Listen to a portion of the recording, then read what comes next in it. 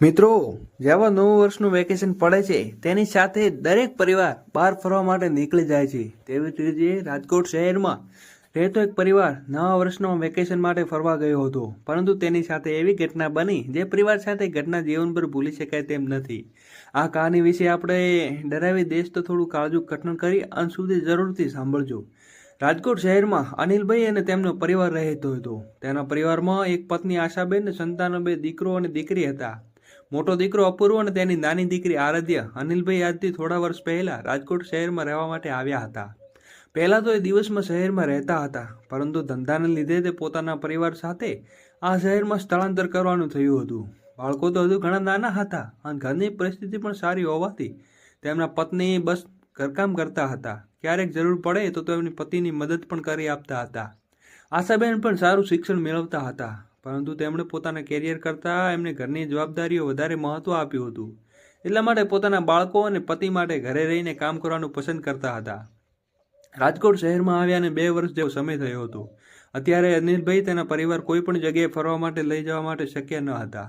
એટલા માટે એમણે અચાનક વિચાર આવ્યો કે અત્યાર સુધી એમના ઘરના લોકો અને બહાર જવા માટે ઘણી બધી કહ્યું હતું, પરંતુ નવા ધંધાની મહેનત કરવામાં એમણે પરિવારને હંમેશા મનાવવું પડ્યું હતું. દિવાળીના દિવસોમાં એમણે ધંધામાં વેપાર હોવાથી તો એમણે બહાર જઈ શકે એમ ન હતા.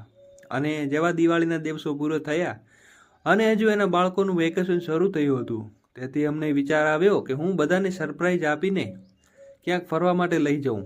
તો પોતે મધ્યમ વર્ગની પરિસ્થિતિમાં ધરાવતા હતા,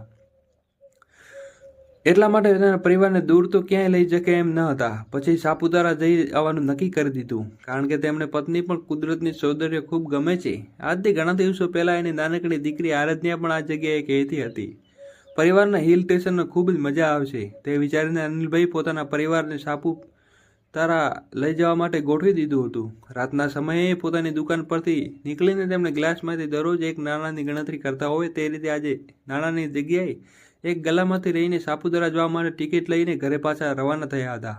આખા રસ્તા પર એમણે ચહેરા પર અનોખી મુસ્કાન છવાઈ હતી. પોતાનો પરિવાર આ વાત સાંભળીને કેટલો ખુશ થશે એ વિચારીને પોતે મનમાં પણ તે રાજી થઈ રહ્યા હતા. ઘરે પહોંચીને તેને પરિવારને ફરીથી ફરવા માટેના સમાચાર સાંભળ્યા અને બંને બાળકો હરખમાં આવીને ઠેકડા મારવા લાગ્યા. એમના પત્નીના ચહેરા ઉપર હંમેશા હરખ દેખાતો હતો. આ જોઈને અનિલભાઈની આંખો ટાઢી થઈ રહી હતી, કારણ કે એટલા સમય બાદ પોતાના પરિવારને ક્યાંક લઈ જવાના હતા. તેમના પત્નીને બહાર જવા માટે બધી જ તૈયારીઓ કરી નાખી હતી. તૈયારીઓ કર્યા મુજબ બીજે દિવસે આ પરિવાર તેમના બસ પકડીને ફરવા માટે નીકળી ગયો. એના માટે દીકરો 14 વર્ષનો હતો અને નાની દીકરી 10 વર્ષની હતી. બસની બારી પાસે બેસેલી એક નાનકડી દીકરી આરાધ્યા બહારનો નજારો જોઈ રહી હતી અને ખૂબ ખુશ થઈ રહી હતી. વારંવાર તેના પપ્પાને બતાવ્યા કરતી કે હવે બસ તો સાપુતારા પહોંચવા આવી છે, પરંતુ રસ્તો થોડો જોખમ ભર્યો લાગતો હતો. અચાનક બસના ડ્રાઈવરે પોતાનું બસ પરથી કાબુ ગુમાવી દીધું. બસમાં મૂકેલા બધા જ પેસેન્જરો ખૂબ જ ગભરાઈ ગયા અને ત્યાં રસ્તા પર ઘણા જોખમી હોવાના કારણે બસ ડ્રાઈવરના હાથમાંથી બસનું સ્ટેપ ફરી ગયું અને બસ એક ખાડીમાં નીચે પડી ગઈ. ચારે તરફ લોકો ચીચાચીચ અવાજને કલાકો સુધી કોઈ ખબર ન પડી કે અચાનક સાંજના 6 વાગ્યાનો સમય હતો. અનિલભાઈની આંખ ખોલી ગઈ અને થોડો હોશ આવ્યો. આસપાસ બધું ધૂંધળું દેખાતું હતું અને તેમણે થોડા સ્વસ્થ થઈને જોયું તો બસ એક ખાઈમાં જઈને પડી હતી. આસપાસના બધા લોકો મૃતદેહ પડ્યા હતા. એમની નજર બસ પોતાના પરિવારને શોધતી હતી. તે ઊભા થવા લાગ્યા અને તરત જ નીચે બેસી ગયા. એમણે નીચે નજર કરી તો પોતે એક પગ ગુમાવી બેઠા છે. એક પગે ઊભા થઈ શકે એમ હાલતમાં ન હતા. આવી લાચારી પરિસ્થિતિમાં તે પોતાના પરિવારને કેવી રીતે શોધશે? છતાં તેમણે હિંમત કરીને હાથનો ટેકો લઈને થોડો આગળ વધ્યા.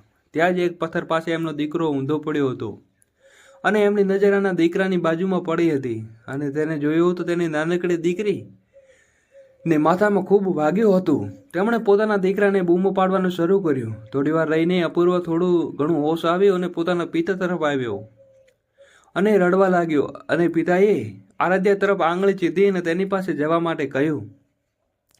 અને અપૂર્વ દોડીને પોતાની નાનકડી બેન પાસે ગયો અને જોયું તો આરાધ્યા પૂરી રીતે ઇજાગ્રસ્ત થઈ હતી. અનિલભાઈએ પોતાના ફાટેલા શર્ટમાંથી એક ટુકડો કાપીને આરાધ્યાને માથા ઉપર બાંધી દીધો, જેથી કરીને એને લોહી વધારે વહે નહીં. અને ફરીથી પોતાના હાથનો ટેકો લઈને જમીન ઉપર ઢસડાતા પોતાના પત્નીની આમ શોધતા ઘણીવાર શોધ્યા પછી એમના પત્ની કોઈક જોવા મળ્યા નહીં હતા.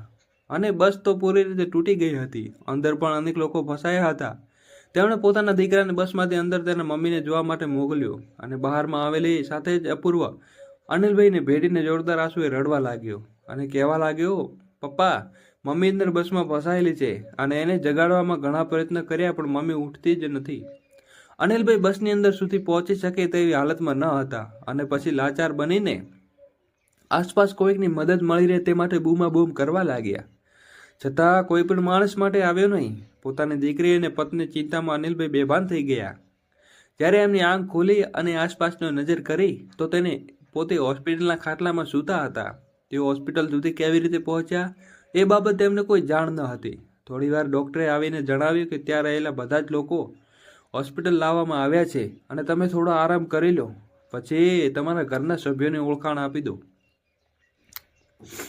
સંગીત વાગતું હતું હોસ્પિટલમાં. આ સાંભળતા જ અનિલભાઈને ઊભા થવા લાગ્યા અને ફરી તેમને યાદ આવ્યું કે તે અકસ્માતમાં તેનો પગ વગર થઈ ગયા છે. ફરી તે ખાટલા ઉપર બેસી ગયા અને કહેવા લાગ્યા, મારી પત્ની ને મારા બાળકો ક્યાં છે? પછી ડૉક્ટર નર્સે કહી વ્હીલચેર પર આવીને બેસાડીને અનિલભાઈને બાળકો અને વોર્ડ મોકલ્યા. જેને જોયું પોતાની દીકરી બેહોશ હાલતમાં સૂતી હતી. નર્સે જણાવ્યું કે એમની દીકરી સારવાર થઈ ગઈ છે, બસ થોડા સમયમાં પછી તે હોશ આવી જશે. અને બાજુમાં પોતાનો દીકરો પણ થોડી ઘણી મલપટી કરીને બેઠો હતો. પોતાના બાળકોને જોઈને એની આંખો ભીની થઈ ગઈ અને થોડી રાહત મળી અને પોતાના બાળકોને કંઈ થયું ન હતું. બીજા દર્દીઓએ જોવા લાગ્યા અને તેમને પોતાની પત્ની ન મળી અને હવે તેમનું મન પણ આકુળ વ્યાકુળ થવા લાગ્યું, કારણ કે પોતાની પત્ની કોઈ ગંભીર રીતે ઈજાનો કોઈ થઈ તો નહીં હોય ને એવી ચિંતા થવા લાગી.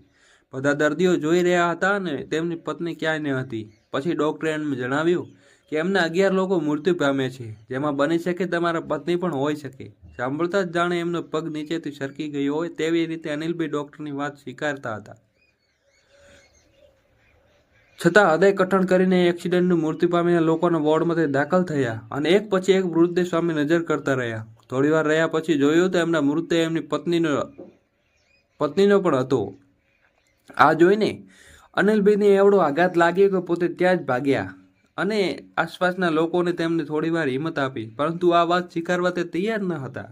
તેની પત્ની હવે તેમને છોડીને ચાલી ગઈ છે. હસતા ખેલતા આ લોકો ફરવા માટે નીકળ્યા હતા. ભગવાને એમના જીવનમાં કેટલી મુસીબત આપી છે. આટલો સમય અને પહેલીવાર પોતાના પરિવાર માટે કંઈક કરવા જતો માણસ આખી એની રીતે ખૂબ જ ખરાબ પરિસ્થિતિમાં આવી અને ઊભો હતો, કારણ કે આગળ શું થશે એ કંઈ સમજાતું ન હતું. થોડીવાર રહીને તેમની દીકરી આરાધ્યા પણ હોશમાં આવી ગઈ, પરંતુ તેણે પોતાના માના મૃત્યુની કોઈ ખબર ન પડે એટલા માટે અનિલભાઈ હસતો ચહેરો રાખીને તેની સાથે વાત કરવાનું શરૂ કરી દીધું.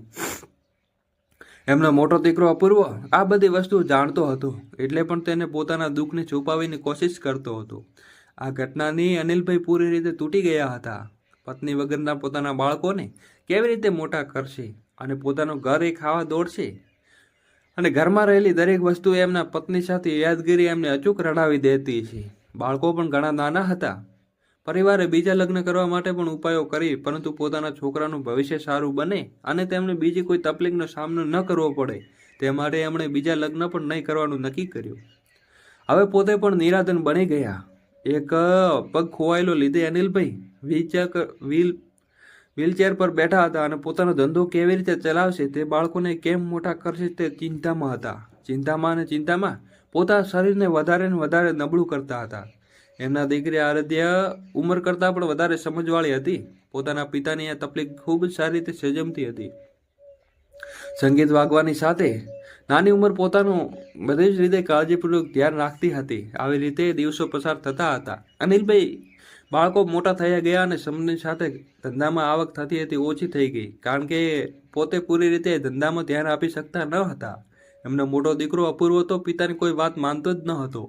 એમણે તો બસ પોતાની શાળામાં જ જતો હતો. ભણવામાં કંઈ ધ્યાન આપે કે નહીં ને ઘરે આવવાની સાથે જ બહાર મિત્રો સાથે ખળભળાટ નીકળી પડે.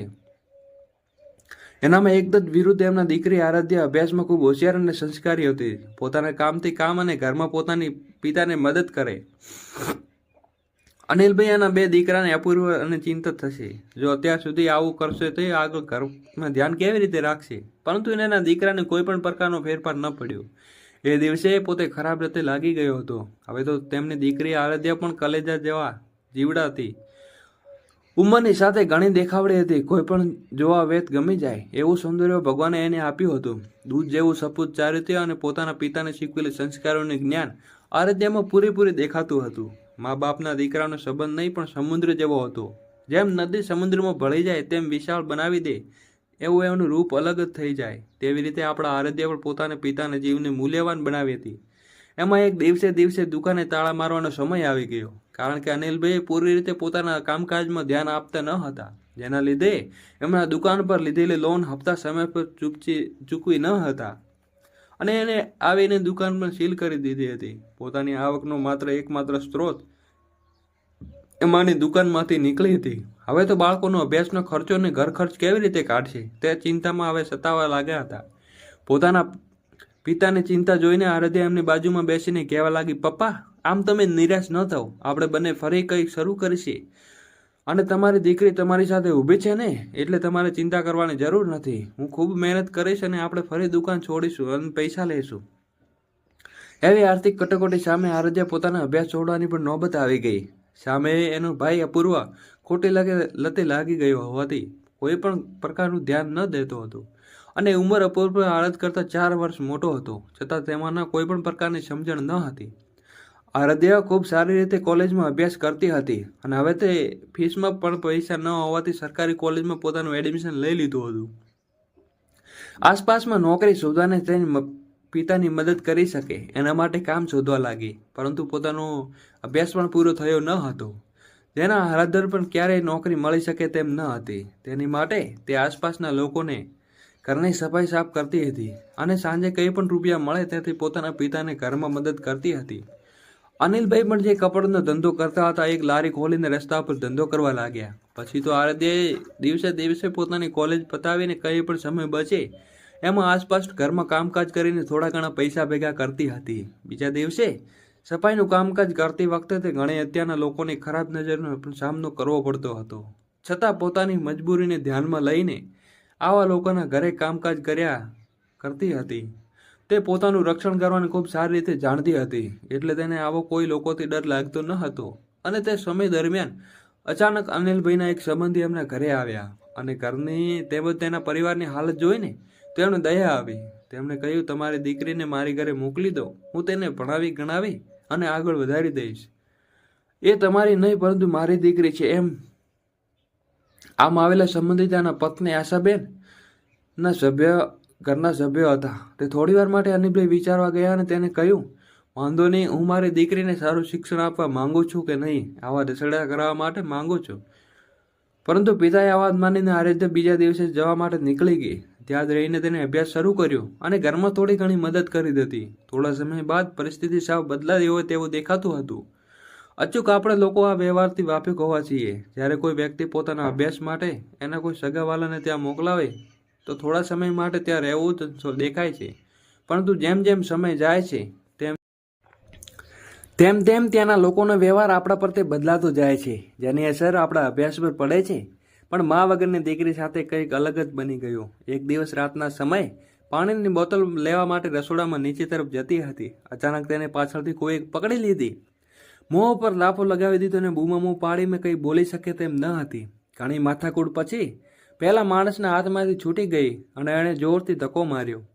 પહેલા તો માણસ નીચે જમીન પર પડી ગયો અને આરાધ્યાએ નજર કરી તો બીજું કંઈ ન હતું પણ તેના સંબંધી હતા, જેણે અહીંયા લઈને આવ્યા હતા. તે પોતે જ હતા. આરાધ્યાએ પોતાના રૂમમાં દોડી જતી રહી. આખી રાત તેણે જરા પણ ઊંઘ ના આવી. તેનું શરીર પણ ડરના માળે ધ્રુજવા લાગ્યું. પોતાના પપ્પાને ફોન કરીને આ વાત જણાવે એનું મનમાં આવ્યું, પરંતુ પપ્પાને આવું કહીને હેરાન કરવા ન માગતી હતી. એ વિચારીને તેણે પોતાના પપ્પાને વાત કરવાનું ટાળી દીધું, છતાં મન મક્કમ કરીને તેને ત્યાં રહેવું પડે તેમ હતું. પહેલા માણસનો વ્યવહાર અને નજર આરાધ્યાની સામે દિવસે બદલાતી હતી. બધાની સામે તે ખરાબ વર્તન અને આરાધ્યાની સામે જોયા કરતો હતો. આરાધ્યાએ નીચું જોઈને બેઠી રહેતી હતી. એક દિવસ એમણે નક્કી કરી લીધું હતું કે જ્યારે રાતના સમયે ઘરની અંદર બધા સૂતા હતા અને ઘરમાંથી બહાર નીકળી ગઈ. હવે આવા હેવાન પાસે રહેવા માંગતી ન હતી, એટલા માટે ત્યાંથી ભાગી નીકળી અને પોતાના ઘરે જવા માટે નીકળી ગઈ. સંગીતની સાથે રાતનો સમય હતો. અને આરાધ્યા એકલી રસ્તા ઉપર જઈ રહી હતી. આસપાસમાં લોકો પણ હતા. હવે તેને ખૂબ ડર લાગતો હતો. આજના સમયમાં અનેક ઘરોમાં આવી સમસ્યા બનતી હોય છે. અમુક લોકો પોતાની દીકરીને ચૂપ રહેવા માટે કહેતા હતા. બહારના ઘરના લોકો તે જ આજની દીકરીઓ અસુરક્ષિત મહેસૂસ કરે છે. તે પરંતુ પોતાના પિતાની ઈચ્છાને આબરૂનો વિચાર કરીને આ વાતને કોઈ દિવસ બહાર પાડતી ન હતી. એવી રીતે આરાધ્યા પણ ચૂપચાપ ત્યાંથી નીકળી ગઈ અને પોતાના ઘરે પહોંચી ગઈ. એના પપ્પાને ગળે લગીને જોર જોરથી રડવા લાગી.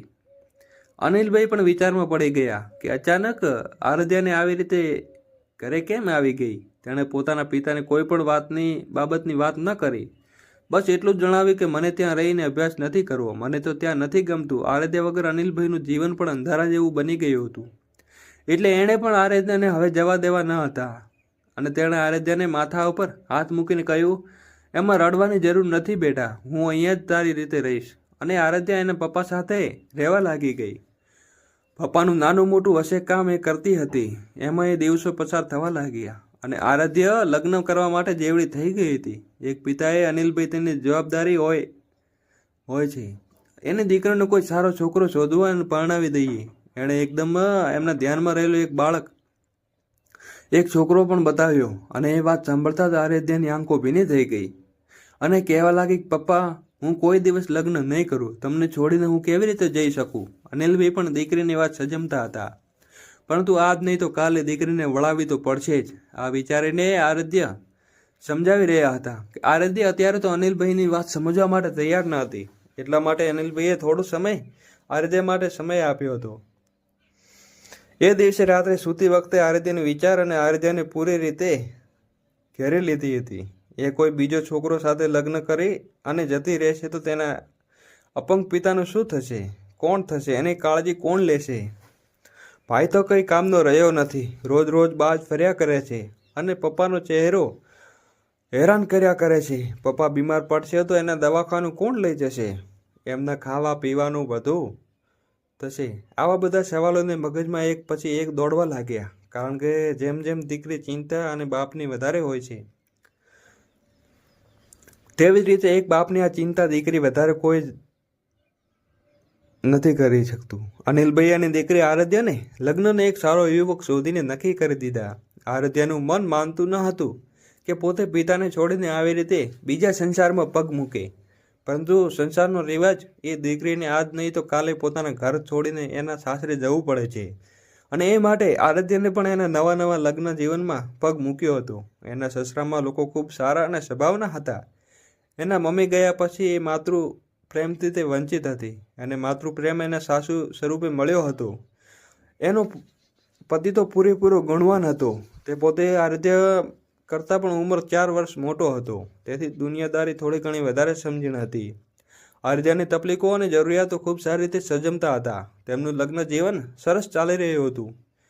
એમાં અચાનક એક દિવસ આરાધ્યા પોતાના રૂમમાં બેઠી કંઈક ડ્રોઈંગ કરતી હતી અને એનો પતિ પરણવે આવીને જોયું અને આરાધ્યાને કહેવા લાગી, વાહ કેટલું મસ્ત ડ્રોઈંગ કરે છે, આવું તું બધું ક્યારે શીખી? આરાધ્યાએ થોડું એવું સ્મિત કરીને કહ્યું, હું નાનપણથી જ મને ડ્રોઈંગનો ખૂબ શોખ હતો અને ટીવી સિરિયલમાં આવતા પહેલાં મેં ફેશન ડિઝાઇન જોઈને એક દિવસ મેં ઈચ્છા હતી કે હું એક દિવસ ફેશન ડિઝાઇન બનું, પરંતુ પરિવારની જવાબદારી મેં ઘણું મારા શોખને દબાવી દીધા હતા.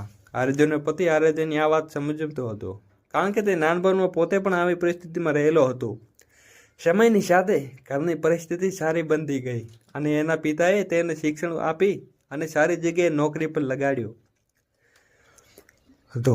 પરંતુ તેની પત્નીને કંઈ આગળ વધે તે ઈચ્છા મન રાખીને તેણે આરાધ્યાને કહ્યું કે મારા એક ફ્રેન્ડ છે જે બધા ક્લાસીસ કરાવે છે, તું એમના ક્લાસીસમાં જોઈન કરી લે, તારા શોખને હવે હું પૂરો કરી લઈશ. આ વાતને થોડા જ દિવસો આરાધ્યાએ આ ફેશન ડિઝાઇન ક્લાસ શરૂ કરી દીધા.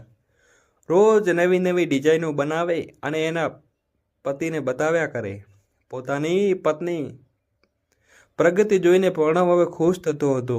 આજના પુરુષો વિચારીને ખોટા સાબિત કરે છે એવા આરાધ્યાનો પતિ પ્રણવ કે જે પોતાની પત્નીને આગળ વધવામાં જોઈને ઘણો ખુશ થાય છે, નહીં કે તેને ઘરમાં બેસાડીને. બસ હવે કામકાજ કરાવે ને એક દિવસ આરાધ્યાને પોતાના ક્ષેત્રમાં ઘણું કામ કરી બતાવ્યું હતું અને પછી આ બાબતે બંને પોતા પિતા અનિલભાઈને મળવા માટે અને સાર સંભાળ લેવા માટે આવ્યા હતા. એક દિવસ સમય દરમિયાન ખૂબ જ અનિલભાઈ વીતી ગયો હતો અને જાણ આરાધ્યા કે તેના સાસરીવાળાને થઈ ન હતી. બંને ઘરમાં પગ મૂકતાની સાથે જે દ્રશ્ય જોયું તે આરાધ્યાને તો રડવા લાગી હતી. મિત્રો, આગળ શું બન્યું એ ઘટના વાત કરીએ તે પહેલાં આપ ચેનલ પર નવા દર્શકો હો તો નીચે આપેલું સબસ્ક્રાઈબનું બટન દબાવી ચેનલને સબસ્ક્રાઈબ કરી લો, જેથી નવા એપિસોડની માહિતી આપણે સમયસર મળી રહે. ઘરની અંદર પગ મૂકતાની સાથે જ આપણે જોયું તો અનિલભાઈની તબિયત ખૂબ ખરાબ હતી અને એમણે હોસ્પિટલ પણ કોઈ લઈ જવા ન હતું. ખૂબ ખરાબ રીતે પીડાઈ રહ્યા હતા. પોતાના પીડાની આ દર્દ જોઈને આરાધ્યા ઢીલી પડી ગઈ, પરંતુ એના પતિ હિંમત આપી અને બંને પતિ પત્ની અનિલભાઈને હોસ્પિટલમાં ખસેડ્યા. થોડા દિવસ હોસ્પિટલની સારવાર બાદ તેમના તબિયત પણ ફેરફાર થઈ ગયો હતો. પોતાની પિતાને ખુશ કરવા માટે આરાધ્યા અને તેમના સાથે બનેલા બધા જ ખુશીનો પલો અનિલભાઈને કઈ સંભળાવ્યા હતા. પોતાની દીકરીને ખુશ જોઈને તેના હૃદયને પણ ઠંડક મળી. પછી આરાધ્યાએ પણ બીજા દિવસે ત્યાં નોકરી કરવાનું નક્કી કર્યું, પણ તેના પતિએ વાત ના પાડી અને કહ્યું, તારે માટે કંઈ બીજું વિચારી રાખ્યું છે. કાલે સવારે 9 વાગ્યે તો તૈયાર રહેજે. અને રાત્રે આરાધ્યાએ જરા પણ ઊંઘ ના આવી, કારણ કે તેનો પતિ કાલ સવારે શું કરશે એ વિચારીને તેને ઊંઘ ઉડી ગઈ હતી. સવાર પડતાની સાથે જ પ્રણવે આરાધ્યાને ઘરે લેવા માટે આવી ગયો અને બંને પતિ પત્ની બહાર જવા માટે નીકળી ગયા. ત્યાં પહોંચ્યાની સાથે જ પ્રણવે આરાધ્યાની આંખ પર પટ્ટી લગાવી દીધી. ધીમા ધીમા પગલે આરાધ્યાએ પોતાના હાથ વડે તે જગ્યાને સુધી દોરી ગયો. એણે જે પગલાં આગળ વધતા હતા તેની સાથે આરાધ્યાના હૃદયના ધબકારા પણ આગળ વધતા હતા. પછી પ્રણવે આરાધ્યાને પોતાની આંખ પર રહેલી પટ્ટી ખોલી માટે કહ્યું અને આરાધ્યાએ નજર સામે જે દ્રશ્ય જોયું તે શબ્દોમાં વર્ણવી શકાય એવું ન હતું. તેની સામે જે જોયું એના પતિને 2 માળની દુકાન જેવડો શોરૂમ એના માટે બનાવ્યો હતો અને આ શોરૂમનું નામ એના પિતા અનિલભાઈના નામ ઉપરથી રાખવામાં આવ્યું હતું. અનિલ ક્રિએશન આ જોતા જ આરાધ્યાની આંખો ભરાઈ આવી. બાજુમાં તરફ નજર કરે તો તેના પિતા અનિલભાઈ અને સાસુ સસરા પણ ઊભા હતા. તે પોતાની લાગણીને રોકી ન શક્યા અને એના પતિને ભેટી પડ્યા અને પોતાના પિતા અને એનો પતિ બંને વ્યક્તિ હતા. આરાધ્યાને ખૂબ સારી રીતે સજમતા હતા. તેના પત્નીને ખુશ જોઈને પ્રણવના ચહેરા ઉપર હરખ સમાતો ન હતો અને પછી શોરૂમનું ઓપનિંગ તેણે પોતાના પિતાના હાથેથી જ કરાવ્યું હતું. સાસુ સસરા અને પિતાના આશીર્વાદ લઈને તે પોતાનો નવો બિઝનેસ શરૂ કર્યો. આ જોઈને અનિલભાઈ એના જમાઈ પર ખૂબ ખૂબ ગર્વ થતો હતો. પોતે પોતાની દીકરી માટે નહોતા કરી શક્યા, પણ એના જમાઈને તો કરી બતાવ્યું હતું. આ છોકરો પોતાની દીકરી માટે પસંદ કરી અનિલભાઈએ પોતાના પસંદગી પર ખૂબ ગર્વ થયો હતો. ખરેખર બધા લોકોની વિચારસરણીને ખોટો પાડે એવો પ્રણવ અને જમાઈ ક્યારેય દીકરો નથી બની શક્યો, પરંતુ આ જમાઈ દીકરાની આ વાત વિશેષ કામવાળી બતાવ્યું હતું. પ્રણવભાઈ આરાધ્યાના માતા પિતાને પોતાના માતા પિતા સમાન ગણતો હતો. તેના એવું માનવું હતું કે જેમ જેમ દીકરી પોતાના પિતાનું ઘર છોડીને આપણા ઘરે આવે છે તો આપણે તેના પરિવારને પોતાનું કરી શકીએ છીએ. આપણે શા માટે એના પરિવારને પોતાની ન કરી શકીએ?